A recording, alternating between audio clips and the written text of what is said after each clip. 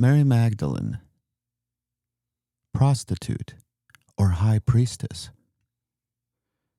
Was she the one forgiven of her sins by Jesus and had her demons cast out? Or was she perhaps his greatest teacher, his wife, and his chosen successor, the Apostle of Apostles?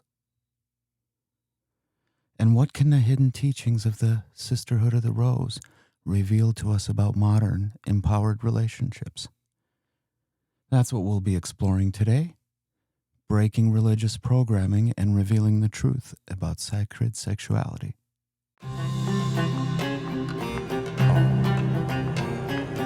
Welcome to a new paradigm, a new way of being, free from shame, self-limitation, or cultural programming. Welcome to a new you, a new world, full of endless possibilities. Welcome to your Tantric awakening.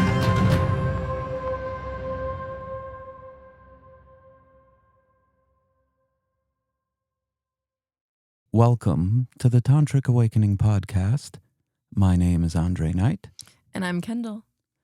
And being that the feast of Saint Mary Magdalene is upon us today, I thought it would be a great day to revisit the Sisterhood of the Rose and some of these ancient teachings, and also discuss how we can apply them today for modern empowered relationships. What we can take from that wisdom and bring into today's world. And I thought we'd start because you come from a Christian background. You spent a good part of your life studying the Gospels. Could you maybe speak into how and when Mary Magdalene came to your awareness and what your first impression was of her from what you read or from what you studied? Yeah, I mean, Mary Magdalene was very much portrayed as the woman who was possessed by an energy that is very demonic and that she needed to be freed from it and delivered from it. Mm-hmm. And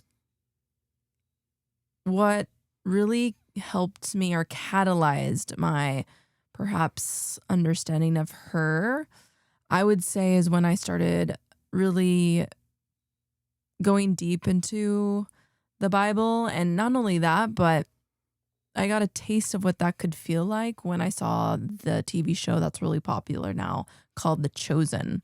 And it was really depicting this very thing that I had been taught for so many years, was that she was in agony and she needed deliverance from that.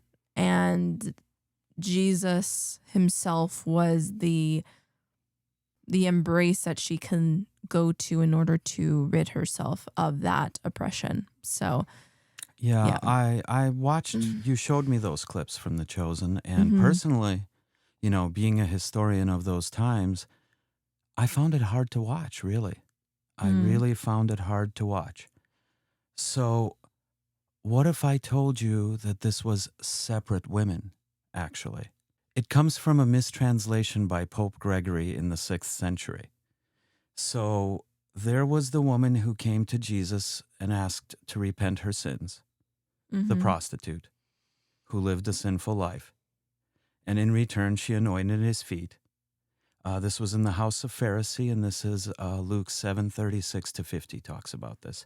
That is separate from the woman who came to him to ask to have 7 demons cast out of her. That was Luke 8:2. And back then at the time, the thing is, when they say demon, this is what in like the Victorian era, the late 1800s, the early 1900s, they called hysteria. It also referred to women who had epilepsy attacks, who would maybe drop down. Any kind of mental condition, showing your emotions, speaking too loudly, using your voice in public, you were thought to be possessed by demons at that time. And then there's a third woman, Mary of Bethany, the sister of Lazarus.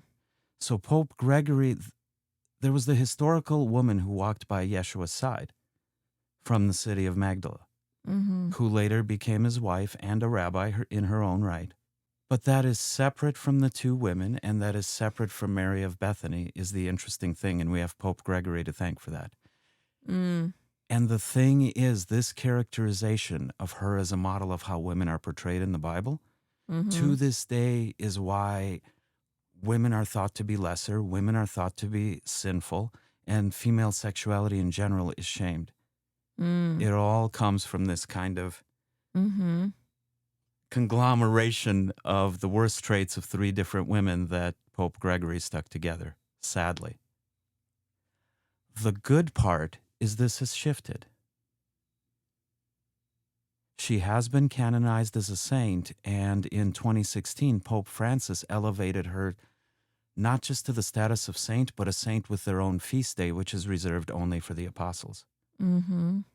And that is what we're celebrating today. July 22nd of every year Mm-hmm.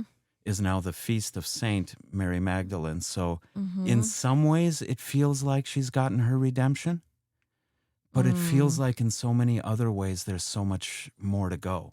Mm-hmm. You know, because nobody talks about Mary Magdalene, the high priestess. Nobody talks about Mary Magdalene, the sorceress, the healer, the tantrika. See, I believe her association with prostitutes was that she may be what would fit with her character. We know she was a tantrika because of the red sash that she wore. That's how they identified themselves in public. If you needed that kind of healing and that kind of help, so you would know what to talk to. If anything, she recognized these traits and these energies being very abundant within sex workers, something that's still true today. Mm-hmm. And she recognized that that energy could be put towards healing. Mm-hmm. That's what I believe is the more likely story. Mm-hmm. And like, remember the Mary Magdalene film? Mm-hmm. The 2018 film with Rooney Mara and Joaquin Phoenix? Yeah. That movie struck me as very tantric in nature. I think the director got it. Garth Davis. I think he really got it because throughout the movie you see examples of tantric healing and tantric eye gazing. The movie opens with her as a midwife, the youngest one that everybody else makes fun of, and there's this woman screaming in agony and everybody took their turn with her and couldn't alleviate the woman's pain. And Mary Magdalene just lays with her, side by side, and eye gazes with her. Right? And suddenly the woman's pain subsides. Her breathing slows, and you can feel the energy really between them as you watch the scene. Throughout the movie, her interactions with Yeshua all feel, there's one moment where they do eye gaze, but there's a lot of like just sitting there feeling each other's presence, like tantric type exercises. And spoiler alert if you haven't seen it, though I think most of us know how the story ends, when she's with him at the cross. There's another moment where they lock eyes and the camera just stays there. And you can tell they're eye gazing and she's easing his pain again. So I think it's safe to say that Mary Magdalene was a tantrika. I'll touch on the high priestess in a moment, but I know you work a lot with Mary Magdalene meditations. You've done a lot of exploring of that area now since leaving the church, and I know you've even channeled her on 1 or 2 occasions. How does that feel for you? How does that land? Like, fill in now beyond the pages of the Bible your impressions of who Mary Magdalene was. Mm-hmm.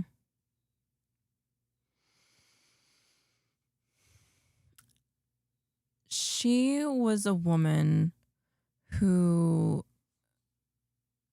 believed in an experience, and not from just the head, but from the embodiment of life itself, and allowing experiences to shift you, to shape you into the person that you are. And so when I look to the archetype of Mary Magdalene, what first comes to mind is what people would refer to as the Holy Grail. And not only the Holy Grail, but how that relates deeply into the secret teachings of that being the womb, right? So for me in my journey, and I feel like this has been the initiation that has led me to explore the Mary Magdalene Gospels, was recognizing that my sacred sexuality was being suppressed in my Christian world and education. And Mary Magdalene wasn't being talked a lot about, if I'm being honest with you. And I've been to ministry school. I've read the Bible from front to back. And what I noticed, and this is when I started to question the Bible, was when I was working years and years ago at a Christian camp. And I noticed that there were more books about men than there were about women. Mm-hmm. And I mean, I can think about when I studied the chapter in the Bible that's all about Esther, Queen Esther.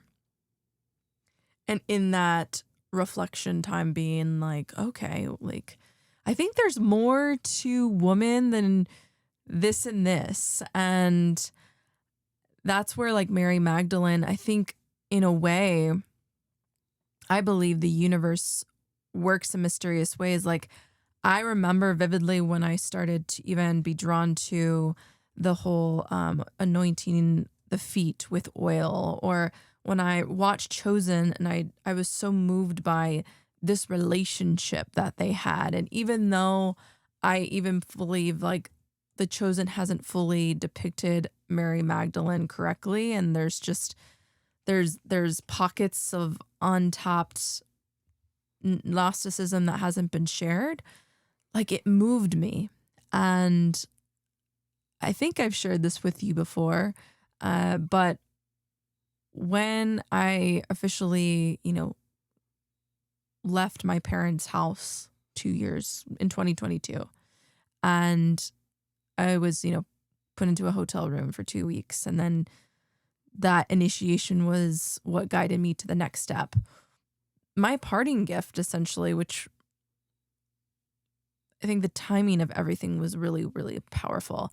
It was a picture of Jesus holding Mary Magdalene. It was a picture of him embracing her. And it was, yes, a moment from this television show, but it really moved me because I realized, like, wow, like, I mean, I still have it to this day, but I truly believe that her story, her energy is why I believe even you and I met. And it's also what we bonded over at the beginning of our relationship. And still to this day, there's this like red thread that pulls me closer and closer to what I think she stands for. And she stands for, liberation from oppression. She advocates for the marginalized. She understands that there's only so much you can gauge from words, right? Like, even as someone that's so studious and passionate, was always a really good student, right? Like, life is an embodied exploration. And I feel like Mary Magdalene, if Mary Magdalene was here today, she would really encourage people to remember, like, to come back home to earth and to really connect with nature again, to really come back into your body again, because the reason why so many people are oppressed, suppressing their sacred sexuality, is because they're, because of all these like dogmatic teachings still alive. 100%. Mm-hmm. Well, you mentioned her teachings, and there is a whole Gospel of Mary Magdalene, by the way, Mm-hmm. which is very interesting because after the resurrection, Mm-hmm. when Jesus appeared to her in the garden, first as a voice whispered in her ear, right? Mm-hmm. What he tells her is what he experienced during those 3 days. Mm-hmm. Between death and resurrection. He describes the soul's journey beyond the physical. I mean, this is interesting stuff. So the Gospel of Mary Magdalene is her recording what he told her. Mm-hmm. And that's not mentioned in the rest of the Bible. There's a reason they left these parts out. Her teachings are thought to be very controversial. And this is like the beginnings of the Gnostic teachings. The reason they were thought to be controversial is because the Gnostic teachings emphasize the deeper spiritual wisdom you gain from looking within, as opposed to relying on external faith, faith in external entities, external saviors. You can see where this would have been inconvenient for the church as its consolidating power, why these would be teachings, that is exactly what 𝗧𝗏 speaks into. Mm-hmm. And we'll talk a little bit on the second half of the episode about how this relates to modern relationships and how some of this information can be empowering. Mm-hmm. But she speaks into sacred union not only as like you with your beloved. She speaks into sacred union as in you within yourself, your own masculine and feminine, and even going more esoteric than that. The merger of the sacred union between the world of matter, the 3D material world, Mm-hmm. and the world of spirit and energy. Mm-hmm. A lot of people don't know this salvation. A lot of people think Jesus will save you, right? And that's the belief that you're inherently sinful. You were born sinful because of the original sin, and Jesus can wash you clean from sins that you didn't even commit, and thus you will be saved. Well, first of all, the word sin is misinterpreted. Sin means to miss the mark, to miss the target. It's an archery term. And many people are missing the mark on these teachings. The original Latin definition of salvation is the merger of matter with energy. The physical body with the etheric body. This is salvation, the sacred union. Your two selves. That is salvation. And suddenly all the pieces start to fit into place and you really understand a lot of the teachings. Right? When you look through that lens, and that's one of the key pieces that was kind of like missing or deliberately excluded. Mm-hmm. Can you unpack the ethereal part for people and what that can look like? Oh, deep question. Mm-hmm. If you've never tried eye-gazing meditation, I strongly encourage you to give it a try. Mm-hmm. It is powerful, powerful stuff. And actually, why not? If you're watching this episode or listening to this episode and you want to give it a try, in the description down below is a link, you guys. Right at the top, go ahead and click it and sign up to receive more information. When we put out more episodes like this on topics of interest to you, you can actually select which topics you want to hear about. But if you're hearing this episode and you sign up, I'll send you a link to a meditation I have online if you need somebody to eye gaze with. It's a short little video. You can try it out. To answer your question, anybody who tries eye gazing for any length of time, you can also, by the way, if you're uncomfortable looking at a person, though there's something, you're not really looking at them. You're kind of looking through them. You're using their eye as a portal.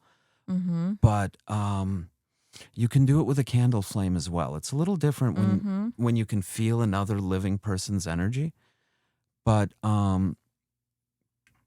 you can do it with a candle flame. You could really pick any spot on a wall or a picture to do it with as well. But open eye meditation as opposed to closed eye, if you do it for any length of time, and we're getting into Gnostic teachings, which are Rose lineage teachings, which are Egyptian mystery school teachings, which are Templar Night teachings. Like, they're all very similar, is the thing. If you do these practices for any length of time and at the same time circulate the breath up and down your spine,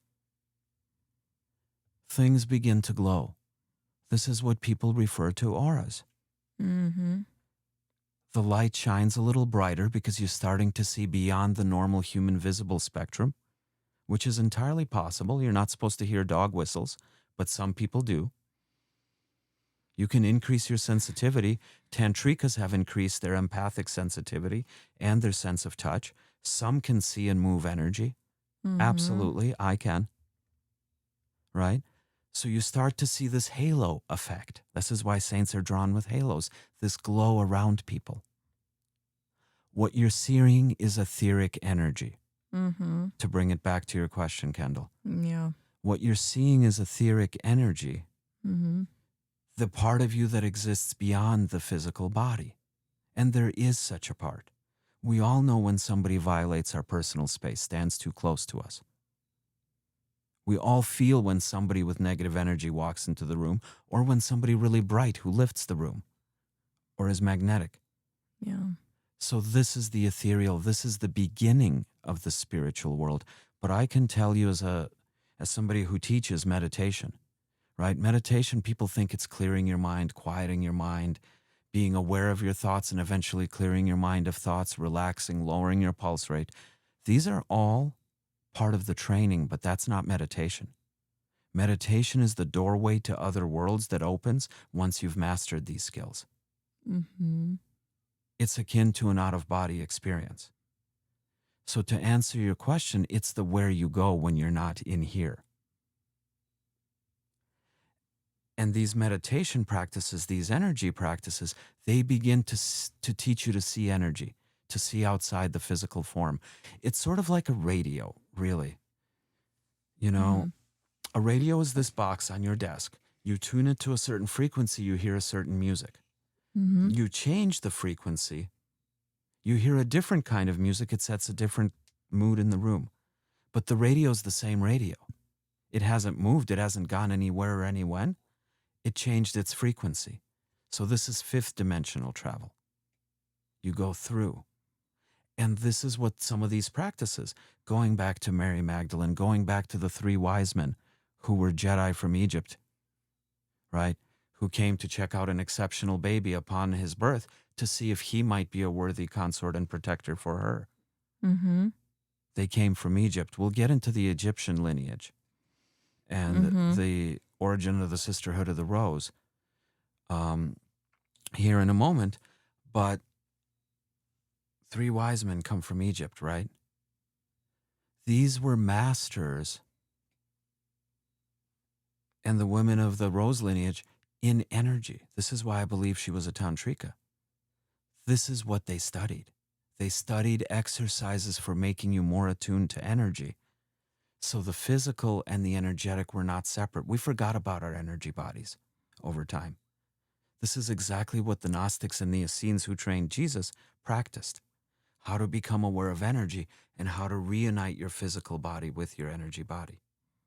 Mm-hmm. This is why he was able to perform the miracles he said to perform, because this is what he studied. And we know from her lineage, these are the teachings that were passed down to her. There's a good chance he learned a lot of this stuff from her and not the other way around. Mm-hmm. I also found one text that referenced her birth date as 1 BC. BC, before Christ. She was actually older than him. Mm. Nobody ever considered that. Hmm. Perhaps she was the older, wiser one passing these ancient teachings on to him. Mm-hmm. And he was able to do what he could because he mastered them. Mm-hmm. But the church wants to minimize the feminine role. He saved her, Mm-hmm. right? To show his compassion. Mm-hmm. Yeah. Yeah. There's so much to this woman and what she represents. I mean, I love what you just shared just about ethereal and just even how meditation can be a doorway for people to go into that space. And I know you and I have grown so much through meditation. And I know even before we met, you have been guiding people through meditation. And I think it's super, super powerful. And a few things that were coming to mind, even as you were sharing, the one thing I feel is ethereal. And what I feel Mary Magdalene tapped into and represents is permission to be in wonder and just fully be in the present moment. Because I feel like that is can be very difficult for people to actually drop into full presence. Yeah. And like give yourself permission to just be and to rest. And even as you're reflecting, I was even reflecting on, I had received this thought and I was like, man, I wonder sometimes if, yes, Mary Magdalene, yes, she was supporting the ministry of Jesus and all the disciples. Financially also. And I wonder if in a deeper way, and I fully believe this is likely very resonant and true, is that the disciples, weren't able to drop into their divine feminine as much as maybe Mary.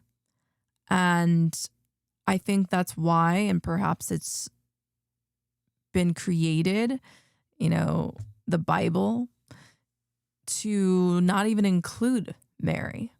And my preface is that she was, just like with her probably family of origin, she was the woo-woo one. She was the one that was so different and so out of the box and challenged everybody. And it wasn't because she was trying to make people feel bad about themselves, but she was literally just a walking contradiction to what is the opposite of esoteric teachings, which is like the hierarchical kind of way of trying to achieve salvation, which you have to go through Jesus in order to achieve.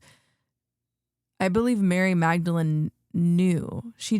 There was no convincing needed. She just walked the walk, and she became a mirror for Jesus to embody the freedom from all those things. And I think that's why Jesus, even to this day, like, there is this, even for people like me that have deconstructed from modern day Christianity, what I've really, really come to understand, especially because this is a podcast about modern relationships, is that what I feel the church is getting wrong right now is they're not understanding the fullness of what modern relating is, because they have detached themselves from the truth of her story, the truth of her representation of being an advocate for woman empowerment, being an advocate for embodiment, being an advocate for somatic teachings, right?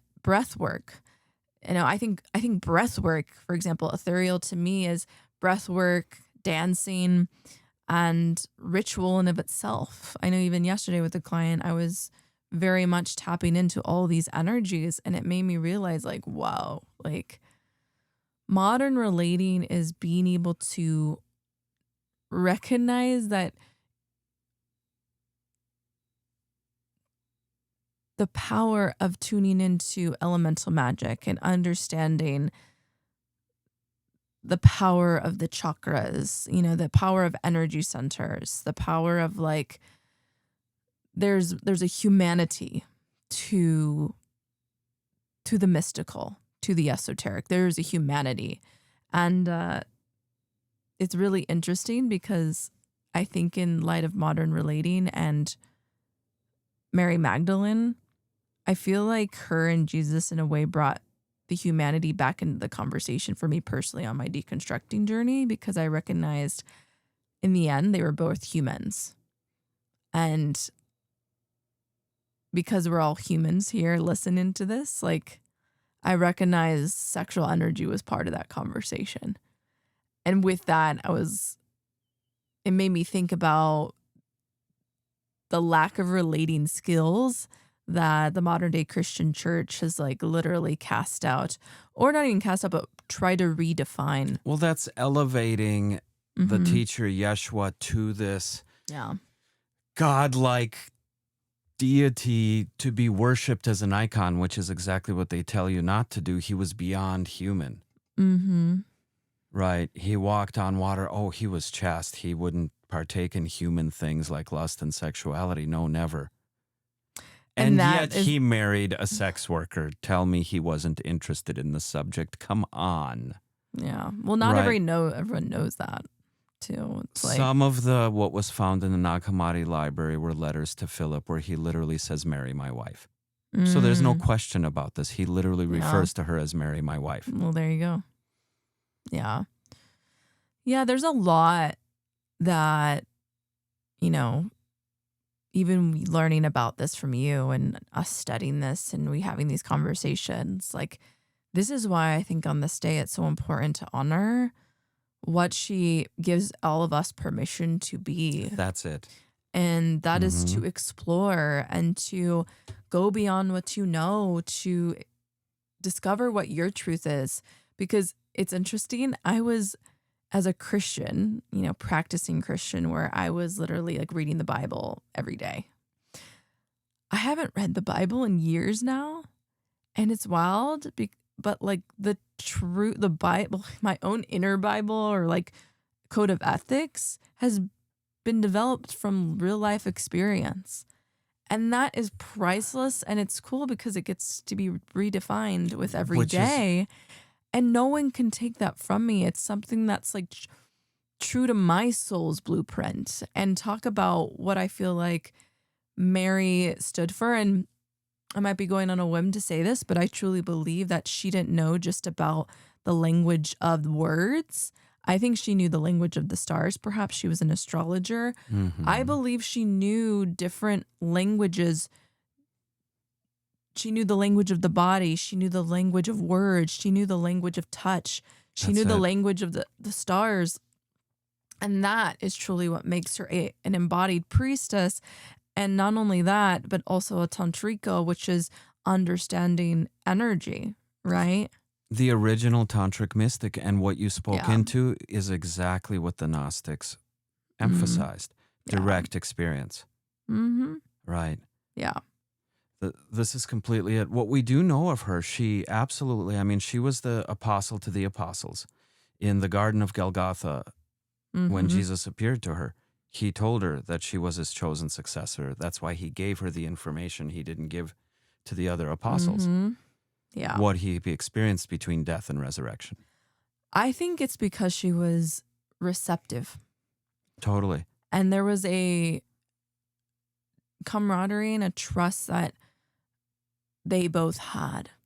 And I can honestly say I could see how they perhaps interacted between you and I, because there are places you and I can go in the depth of conversation, in the depth of presence, in the depth of like no words being spoken, that I can't go with other people, right? And I think that was what made it special for, even looking back at their relationship. Like, I think they just had a really strong bond, and that bond was honored in all these transitional moments. She was, and this is what the priestess is, and this is why I consider it an honor to be a high priestess.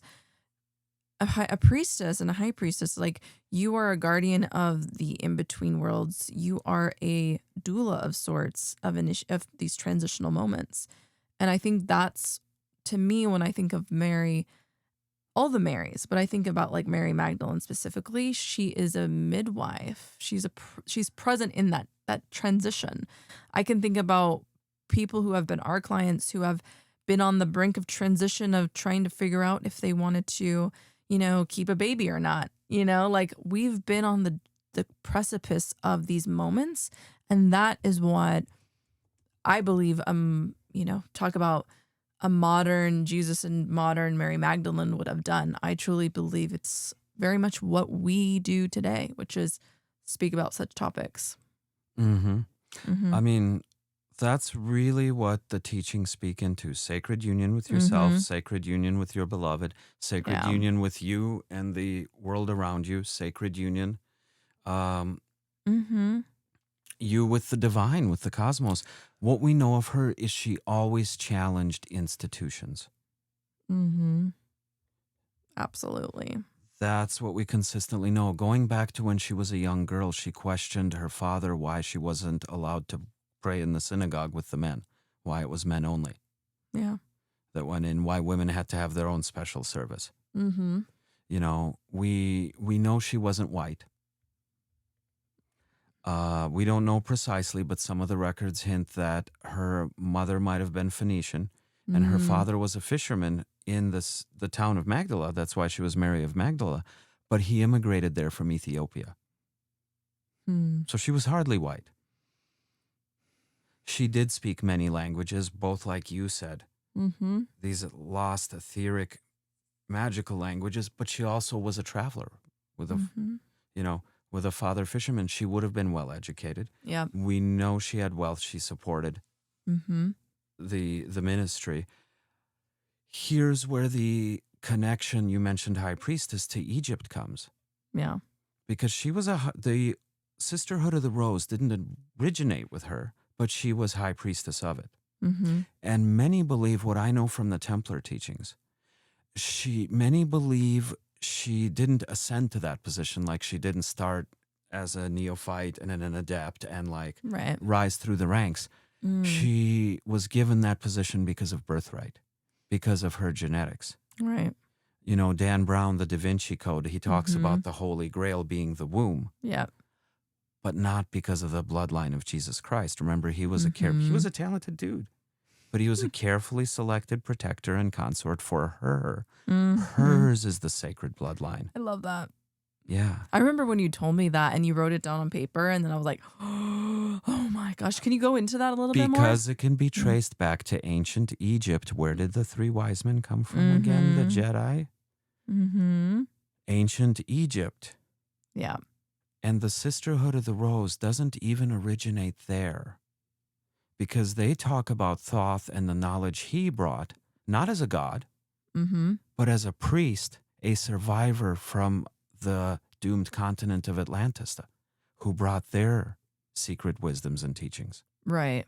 Can you speak on who is Thoth as well? The priest. The priest From Atlantis. From Atlantis, yeah. That's wild. He's written about the legends as a god. He's the Egyptian god that gave them knowledge, science, mathematics, higher spiritual teachings. But some of the writings point to the fact he was simply an immigrant. He was a priest from a faraway continent that met with doom. We assume it was Atlantis. And he brought these teachings to Egypt. They flourished in Egypt. And they were passed down. The belief is that her bloodline traces directly back to Isis of Egypt. Absolutely. They didn't just worship Isis, they were directly descended from. Who herself. If Thoth was a god, what if all of these gods were simply people who came to Egypt from a more advanced civilization? The people of the Nile Valley, who we call Egyptians, in their own papyruses say they didn't build the pyramids. The pyramids are much older.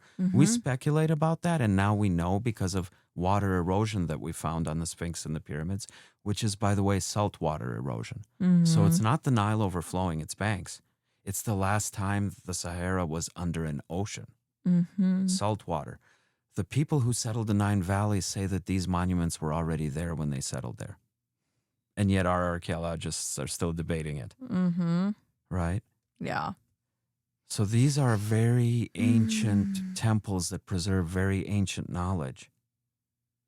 And what's interesting, we showed it in another episode, but the rose, where they get the name, not just the rose, which is, of course, representative of the feminine, and particularly red represents menstruation, right? Menstrual blood.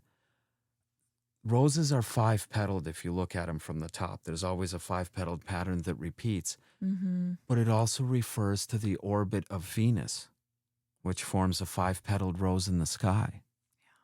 And if you look at the way it's depicted, the stars behind it aren't random. They form a very specific constellation. You're an astrologer, you'll appreciate it. And it's Scorpio. This isn't a view you see from Earth. They depict the constellation of Scorpio, which means you're somewhere away from the Earth with Scorpio in the background, looking at Venus form this five-petaled rose. You're somewhere in the vicinity of Taurus. The brightest object in Taurus would be the Pleiades. So the suspicion is the Sisterhood of the Rose is far older than Egypt, which is far older than we think. Far older than even Atlantis, and may originate off of this planet. Because they certainly had knowledge of this planet from outside of it and the surrounding solar system.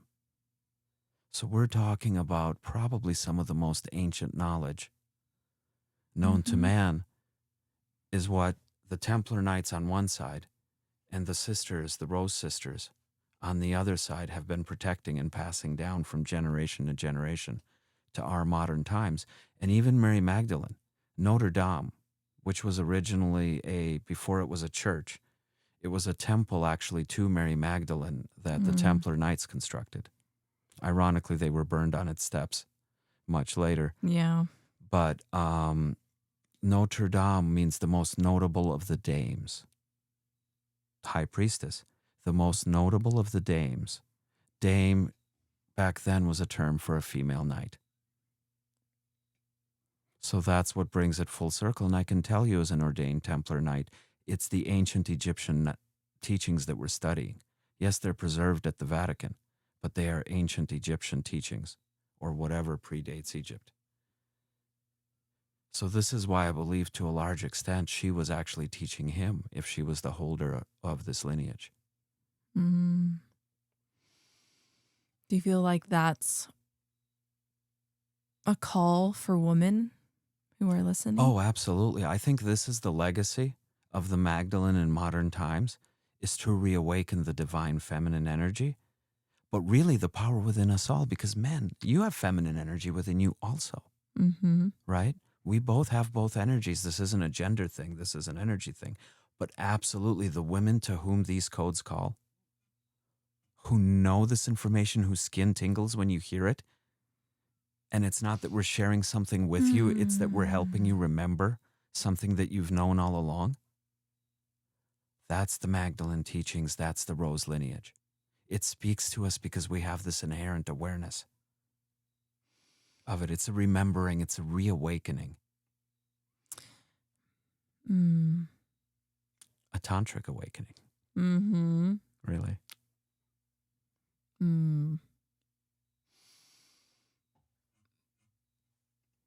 I truly feel that this is the best time, the most perfect time to lean in to the new earth of relationships and relating. And what I'm feeling inside, like if I just close my eyes, it's just like very, very, very clear to hold space for it. And maybe it's because also I'm very Saturnian in my own astrological blueprint. Saturn is all about discipline. It's like the mother and the father of the zodiac. So I really feel that like paternal and maternal caring energy. It's very like motherly, fatherly energy within me. How I see in a deeper way Mary Magdalene and even Jesus and the way that he was able to connect to his femininity as well and flow and dance with both himself but also Mary Magdalene. I think it's truly an initiation into the new earth relating skills and relationships that are necessary to hold what is integrity. And I know this has come up for me in just conversations with people, especially inquiring with me about the Magdalene of the Rose and how this relates to integrity. And I would love to lean into this because I feel in this like deep way, and I know it's not even in this lifetime. I know it's like multiple realities that are operating right now at this one time. I feel like there is like a council behind me, and I see it's like a very poised energy and poised like integrity that I am constantly being called into. It's very, I think it's very much connected with this council, but also of like this like Saturnian influence. And why I think it's important to bring up is if you do feel, if you're watching, listening, and feeling called to lean into the Magdalene and the rose codes and the reality of that, I feel it is an initiation into the esoteric and the reality that there's so much beyond the physical plane that you are experiencing right now. And once you start to feel that and realize that, there's almost like this transcendence, but also like a remembrance of your internal, like, there's a dignifying energy to it.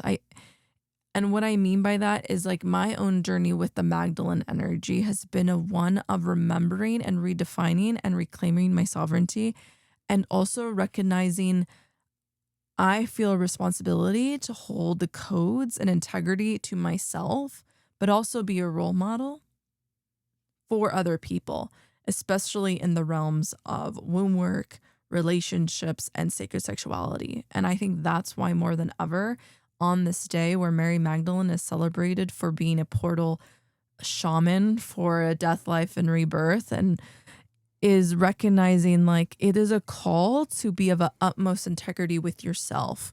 And if you are feeling called to hold space for people in such transitional moments, like, I believe you're already probably watching this. And so, yeah, I just feel that is what I've even personally experienced, that Mary Magdalene in her energy, and even you have helped me to recognize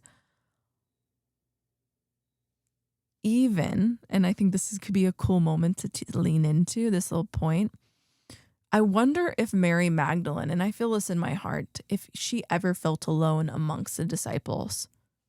Yes, she was connected to Jesus, but I also feel like, I wonder how she must have felt when she was outside the tomb and recognizing she was the only one there, or when she was just the one that was looking at Jesus. You know what I mean? Like, no one really talks about that. Well, there is record. I mean, she was ostracized.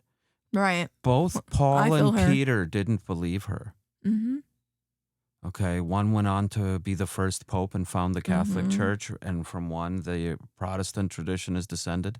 Mm-hmm. They both stood against her. Funny, she was his chosen successor, but they went on to found ministries and churches that survive to this day. Mm-hmm. Where is the Church of Magdalene? Mm-hmm. You know, when she was the chosen, and maybe church is the wrong word for it, when she was the chosen disciple, it's in the Rose lineage. The sisters have been passing this information down. Mm-hmm. It's still practiced. You know, there was at one time the goddess religions and the priestesses. We've done an episode about this. If you want to check it out, it's the Easter episode, Resurrecting the Divine Feminine. But we talked about this at length. When the temples of Astarte, or otherwise known as Easter, were replaced with the temples to Jehovah, right? They stamped out a lot of this on the surface feminine religion, but this is what the Rose Sisters have been passing down. Mm-hmm. You know, this is why women need to gather when they're on their moons, or on the full moons, or on the new moons. Mm-hmm. A lot of people don't realize this. Like, we associate witches with full moons, and I get it. It's bright out. It's the best time to gather in the forest. But if you think about it, the full moon, what is the moon reflecting? The moon has no light of its own. When the moon is full is when it's the most covered by the sun, the masculine. If you want to feel raw feminine power, it's actually the open portal of the new moon, the possibility of creation. Right? So absolutely, like, living today as the Magdalene, right? Embodying divine feminine energy and power and birthright and leadership, I would say. 100%. She was chosen as the successor. And she was in many ways, because a lot of people don't know the rest of the story. You know, the Bible kind of ends with Jesus on the cross, but the story doesn't end there. The three Marys, there are records of this in France. The Templars have been keepers of this information. 3 Marys arrived by boat in southern France. Mary the mother, Mary the Magdalene, and Mary the sister of Jesus arrived in southern France. And Mary was pregnant at the time. The Holy Grail, the womb, gave birth to a beautiful being who would later come to be known as Saint Sarah, whose lineage still continues on down to this day. That's what Templars do. They protect and study bloodlines, you know, that have a significance in history. We know she settled in France. We know she lived there for another 30 years. So 1 year older, she would have been 34 at the time of crucifixion. We know she lived close to another 30 years in southern France, spent most of that time meditating in a cave. Meditation is a form of transcendence, right? If you have a lover who's beyond the physical and you want to stay in touch with him, right? People cast like this lonely woman living in a cave by herself. I don't think she was by herself. I think she did a lot of traveling outside the body and was exposed to even more esoteric teachings. And we know in the 13th century, her remains were found in a town nearby the cave. And this is where the Basilica of St. Mary was built and stands to this day. And you can see her skull actually enshrined as a relic in the catacombs beneath this basilica.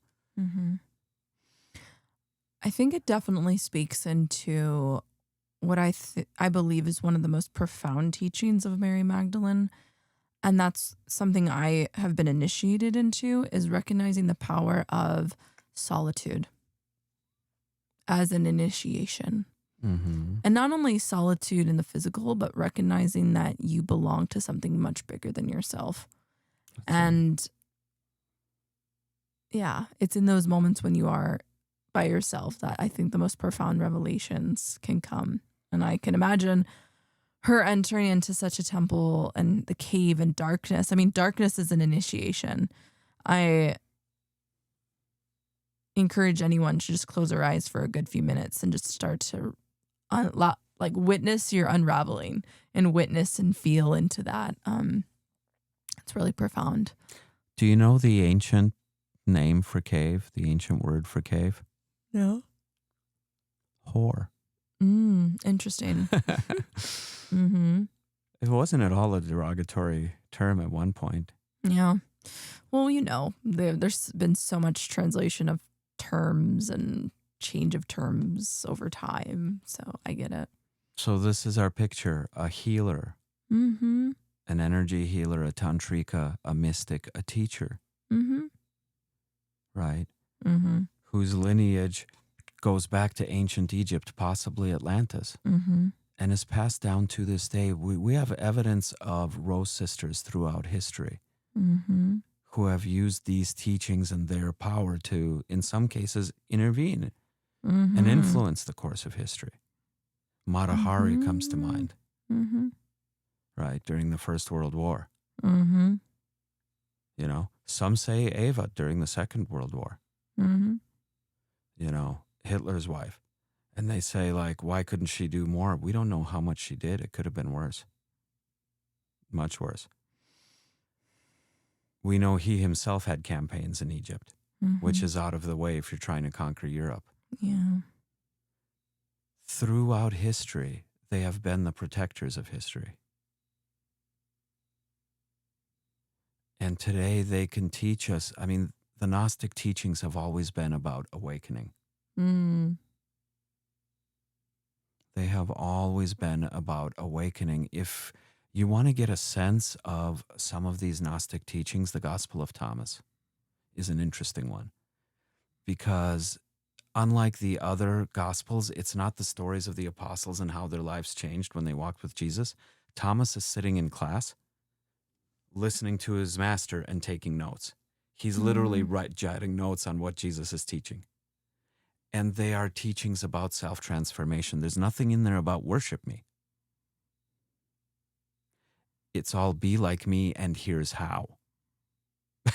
Step by step, and here's how you do it. Here's what worked for me. Practice these things. It's interesting you say that because it's like the influence, yes, that Jesus had on these disciples, and in particular Thomas, and it's almost like, and it's also almost like this Aquarius energy in me, because I've looked at so many people's astrological charts. The more and more I lean into esoteric knowledge like astrology, hidden knowledge, where you have to lean in and learn from others. What I've come to recognize is what is true for one completely not true for another person based off of their specific blueprint and their specific soul and why they're here. And it's just, even as I'm just reflecting on this in this podcast and like modern relating, if there's anything I would love to share in this moment, it's that it's important to remember, even as we're talking about Mary Magdalene and Jesus, like they were their own energy individually and together. Like their souls had an individual purpose as well as an entity that was formed in their connection. And I could say the same thing for you and I, which is why I feel like so parallel. And it's just a reminder, like practically speaking, when it comes to modern relating, I just really want to speak into those that are perhaps in relationships right now and recognizing that you in your individuality is sovereignly beautiful, right? As in its own energy. And if you're in a relationship with somebody else, they are in the similar way. There's a sovereign beauty and adoration that comes with that person's soul.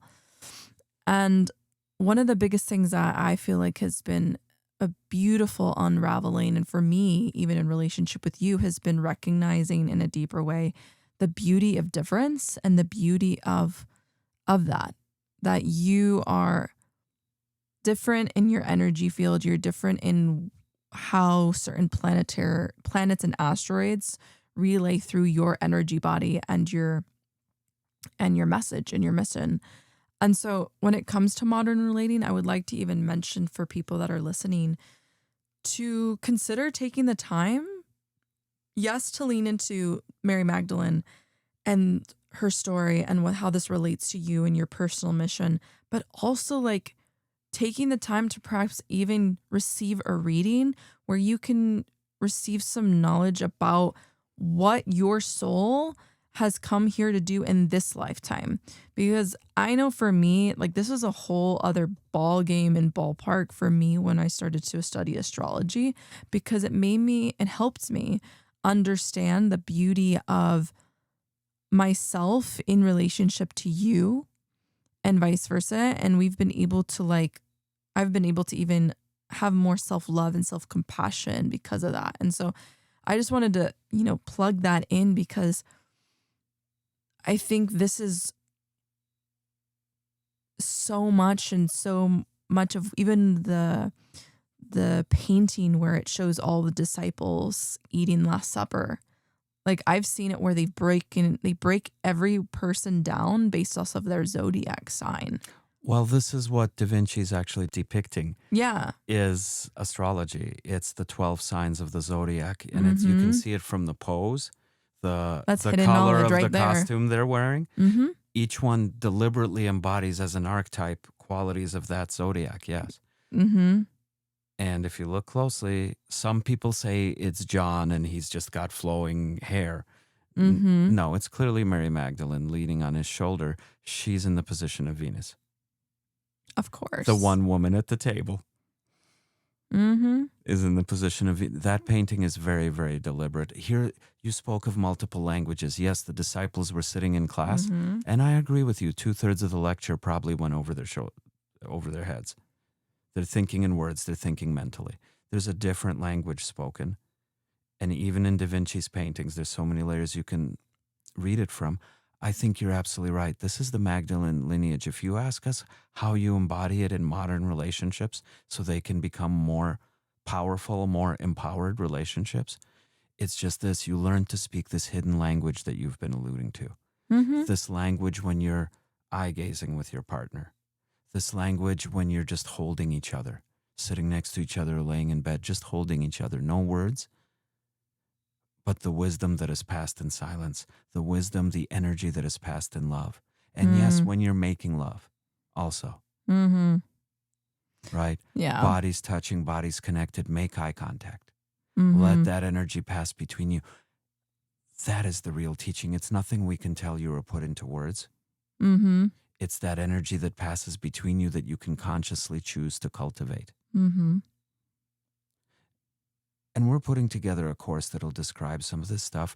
We coach couples on this that want to explore this further. We guide people in some cases through this. You guys, reach out. The link is in the description below this episode, whether you're watching the YouTube video or you're listening on your favorite podcast program. They all have descriptions down beneath. You can go there. You can schedule an astrology reading with Kendall. She's amazing. You can also find her on Instagram at the Tantric Mystic _ if you want to get in touch that way. But yeah, there's a form. And remember, if you do decide to sign up with us and share your email address, I would be happy to send you that eye gazing meditation if you need an eye gazing buddy. Mm-hmm. Right?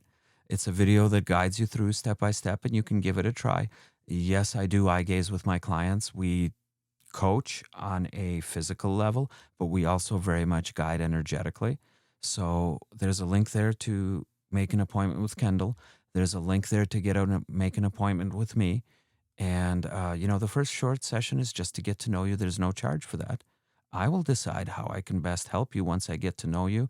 I never do sales pressure during calls. Just know that. I get to know you. A discovery call is just that. It's a discovery call. Then I digest it. Then I discuss it with my beautiful partner. And then we make you a proposal in writing. And you can decide whether you want to move forward on it or not. We never do sales pressure on the calls. But you can make an appointment with either one of us or both. If you need guidance in this, you can make an appointment with Kendall if you want an astrology reading for yourself, for your relationship. And she even does them, by the way, for creative projects and business ventures, because those have a birth date as well. So reach out if you need some help. Listen to your intuition, listen to your dreams, and we hope that today's conversation is but the beginning of the journey for you. We hope we've reawakened something. We hope we've kindled some little fire inside of you, and go explore that curiosity and see where it leads you, I would say. Yes. Remind me again when Jesus was born. Well, 0 BC, 0 AD by the Gregorian calendar. It's in the calendar that in modern day right now that he is born in December, right? Oh, you're referring to that. Yes. Yeah. Well, this is where Easter and Christmas kind of got switched along the way. Yeah. If the stars that the 3 wise men followed out of Egypt, if they're traveling from Egypt to Bethlehem, if you think of where they would be in the sky, they're only there in late March, early April, which would make him a Pisces, which makes sense, the fish. And Pisces, tends to be a very spiritual sign. So do you think that maybe he was born around Easter in spring? Yes. So he's a Pisces. Whereas the death and the resurrection, the 3 days, actually refers to the death of the sun, S-U-N, not S-O-N. The sun dies on the winter solstice. You have 3 days where the night is the longest, and then the days start getting longer 3 days later, the resurrection of the sun, which happens on the 24th and the 25th. Yeah, we'll give everybody a moment to just digest that. They switched them. Yeah, I just felt like plugging that in. We don't have a birth month, at least that I've discovered yet. And guys, if you have additional information about Mary Magdalene, please share a comment in the comments below. We'd love to hear what you know about her or what she represents to you. Please take a moment if you found today useful to to subscribe, and please, most importantly, comment, because we want to hear from you. We'd love to interact and engage and continue the conversation. So please comment below. Yeah, I did want to mention, in light of what you just said, that you and I together, speaking of astrology, and this is why it's super cool to know these hidden teachings, you and I together make a Pisces sun couple. And Jesus was all up in that Piscean ethereal quality. I think it's what drew people to his energy, right? And Pisces is very watery, and it's very, it's very mystical. But the wild truth that I've even noticed, even in our personal individual astrology charts, is that Venus in my chart is in Pisces and yours is in Taurus. And Venus is considered exalted in Pisces, and Taurus is one of the signs that Venus rules. So you and I have like the most potent energy of Venusian energy. And I think that's just really potent. And I feel led to share that with everyone because water and earth make a mud. It's a good energy in the zodiac. You can build with mud. You can build, and early bricks whether were from you mud. decide to work with myself, Andre, us together, there's going to be some really beautiful Venusian energy. And it's also what we're infusing into everything that we are. Not only it's something we embody, but it's the focal point to our exciting even experiences and retreats that we are planning. It's so rooted, and that's the wild part of having a high priestess deeply connected to the Magdalene mysteries and what Venus is doing in the sky, as well as a priest, you being here so connected as a Templar Knight. Like, it's so wild. I just lean into this guys, time. You want to get on the mailing list, and don't forget, I'll send you the free meditation if you do. But we've got so much exciting stuff coming up. Yeah, the retreats, the courses. Yeah. If you want to dive deep into the Magdalene mysteries, into the Sisterhood of the Rose, into the knowledge passed down and kept sacred by the Templar Knights. Yeah, we've got a lot of exciting stuff coming up, and always with an emphasis on how you can apply it in the modern world. Yeah. This is really the key. And you can. It's helped us in our relationship to understand these deeper teachings because it's helped us understand and embrace our differences and also make decisions based off of what's going on in the cosmos and have a deeper empathy and compassion for each other in that. And it's priceless. It's so mystical when you're aware of who you are, right? When you're aware of your soul, you're aware of your own partners, like, woo. And it's hard to stay quiet. If you ask why we got into this, why we formed Tantric Awakening, which is a nonprofit, by the way, a 501c3 nonprofit dedicating to making people aware of energy, how it affects us and how to use it to affect your life. Like when you discover this stuff, you wonder why it's not taught in schools. Why it's not part of the public education system. And you can't shut up about it because like we as humans are capable of so much more, experiencing so much more and being so much more impactful in the world. It's like once you learn about this stuff, and you'll discover this if you study with us, it's hard to stay quiet about this stuff. You want to share it with the world, and you wonder why it's been kept secret from us. And like, you know, for me, like I broke the Templar vows. The Templars require you to take a vow of secrecy. And when I was leaving, I said, I'm going to break the vow. For this very reason, I couldn't talk about the stuff and be a Templar Knight, so I left the Templar Order so I could talk about the stuff. Yeah. They believe if it's powerful knowledge and if it fell into the wrong hands, blah, blah, blah. That's the justification for every mystery school being mystery. And esoteric, which means hidden. That's all esoteric means. It means hidden. What if it fell into the wrong hands? I don't believe it can, because the very work itself changes and transforms you. Some of the billionaires, by the way, believe me, the billionaires that are behind a lot of what's happening in the world, they're aware of some of these esoteric teachings. They're not blind to it. They think they understand it, but they understand it at a very surface level. If you really study the deeper, powerful, transformational stuff, by its very nature, it transforms you. So my belief, why I started teaching this, is that it cannot possibly fall into the wrong hands because it'll make you worthy of it as you study it. It will transform you. When you know yourself, there's a force. There's an unstoppable energy. You know what it is? It's confidence. It's unwavering stability of you're not here to F around. You're here on purpose. And that's pretty wild to embrace. It's what I call my clients higher and higher into. Like, take off the layers of whatever you've absorbed from others and allow yourself to be the authentic version of yourself, which can be very difficult. And I get it. Like, it took so much. I mean, you've witnessed this, and you guys have probably witnessed this in our journey too, especially if you come from Clubhouse. It's like there has been such a journey of unraveling and taking off the layers to become more of your true self and your authentic self, because there's a war on authenticity.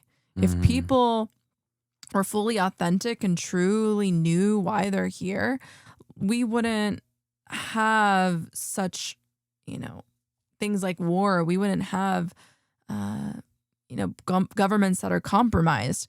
We would just have true unconditional love leading the world, like each of us leading through that energy from the heart chakra, and it's just, it's time. I feel so deeply connected to this moment of, it's the 9th year in the numerology. We're about to enter 2026 is going to be the year of new beginnings, right? Why we're seeing so much of like endings right now in the news, and just like, oh my gosh, like what is actually happening? It's because that snake is shedding its skin.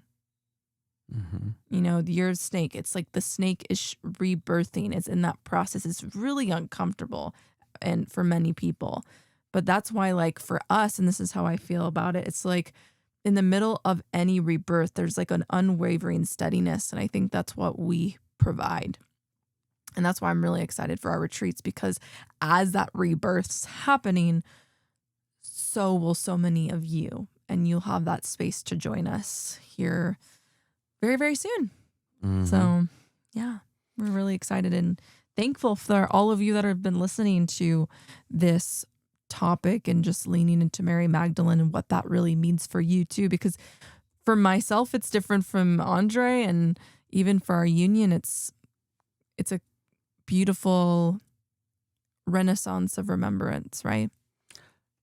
Remembrance, here again. I love that term, remembering. Yeah. Ouroboros, the snake eating its tail in esoteric teachings, always drawn in a circle. Yeah. Every ending is a new beginning, a new chapter. Yeah. Absolutely. And this is where we are with Pluto and with Neptune and this time of transformation. The ancient teachings couldn't be any more relevant than they are right now. So once again, Kendall, if you would like to reach out to her on Instagram at the Tantric Mystic _. Yep. And if you'd like to reach out to me, I'm at Andre Knight Awakening. And then you can get in touch with us, either the link in the description below, or you can visit www.tantricawakening.net. www.tantricawakening.net. And wow, this was a powerful episode, and it just flowed. I honestly can lean into this topic so much more, but it's hard to wrap up how one woman has inspired so many and how it's initiated so many of us into leadership. But yeah, if anything, the takeaway that I'm receiving from this conversation is just like, give yourself the opportunity to create the most wild legacy for yourself, and not just for you. I'm talking about the people in your life that are going to come after you. And that's a legacy to really consider. And I've been prompted that question by others before as well. And cheers to a reminder that no matter what obstacle or cycle of the death rebirth cycle you're in, you are here to transform. You are here as a renewable energy. You get to be in whatever cycle stage of life you are in, and whatever you're going through, whether you're connecting with Mary Magdalene, whether you're connecting with Isis, Ishtar, whether you're connecting with yourself for the first time, allow for that space, because I believe what you lean into, what you allow to receive, and whatever you receive today will help you to remember in the end, you come from the womb. And I was reminding a client of this yesterday. Like, we all come from innocence. We are innocents. We all come from a womb where like we were not programmed. I mean, yes, we likely had past lives, but we came here to remember because our memories were wiped, and the journey of awakening, why Tantric awakening exists, is because not all, and this is the sad reality, not all souls will remember their true nature. And it's a matter of what will you choose? Will you choose to remember your true nature? Because unless you decide for that for yourself, others will continue to define yourself. I know that was for me, and I know you could probably say the same thing for so many initiations of your life. And like you get to, and this is the last thing I'll say, it's time for you to take your power back. Simple but profound. Take back your power by knowing yourself, because when you remember that, you're unstoppable, truly. Like, I was dancing with a client yesterday to that song. Like, you become a force of love and resilience that like other people can benefit from. So yes. 100%. Thank you so much for tuning in, you guys. Thank you for joining us along this journey. And, we'll see you next week, and we look forward to what's to come, because we're just getting started. Bye, everyone. See you next week. See ya.